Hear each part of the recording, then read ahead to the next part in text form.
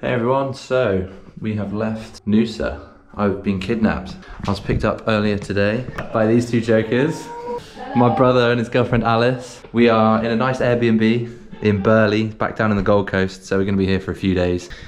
Big step up from hostels. So I joined up with my brother Ben and his girlfriend Alice, who have been living in Australia for a year now. On the itinerary was the beach and surfing, checking out Lamington National Park, and to go and see the koalas in the Lone Pine Koala Sanctuary in Brisbane, which I was so excited for. Hello everyone, Ben, where are we going today? We're off to Lamington National Park and we're hopefully going to see some waterfalls. Hopefully we'll see some koalas as well. You guys, how long have you guys been here? 10 months. 10 months, they've not seen a koala in the wild yet, so today's the day. Be the cherry on the cake.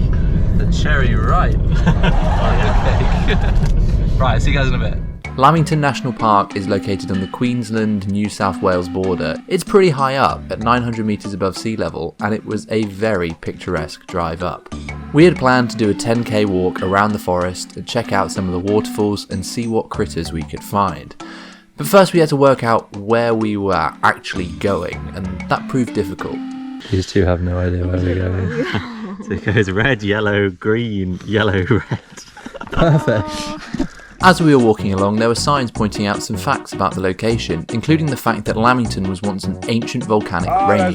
Some of the trees here are over 5,000 years old, with some plants the last remaining from the last ice age. There are also a load of fun animals to spot, including fancy birds, this dope lizard called a skink, and the blue Lamington crayfish, which can only be found in this park. We were also regularly greeted by very friendly leeches and some wild wallabies, which I unfortunately didn't get on camera. Ew!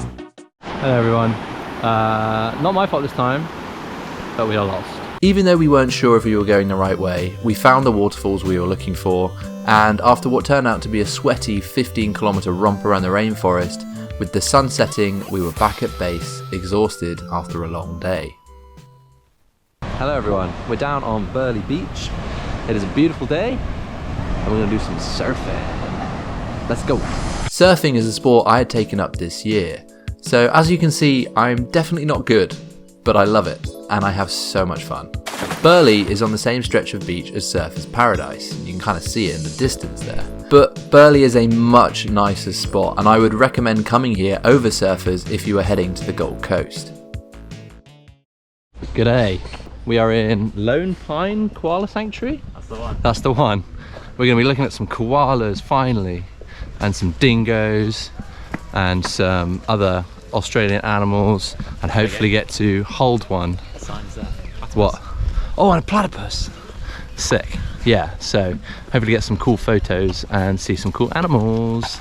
The Koala Sanctuary was founded in 1927 in Brisbane. It is the largest koala sanctuary in the world and hosts a plethora of other iconic Aussie animals, including kangaroos, reptiles and raptors to name a few. We spent the day ambling around looking at all the koalas they had on show, including some which had little koala babies. I had paid to get a photo with one of the koalas, with the money helping fund new enclosures and research projects the sanctuary undergoes to protect the animal.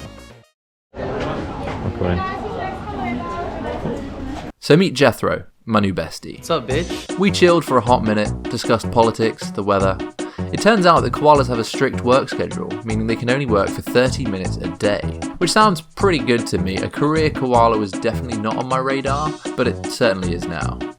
On the sanctuary, there is also a 5-acre meadow where over 130 kangaroos and wallabies are allowed to roam freely, with guests allowed to feed and stroke them.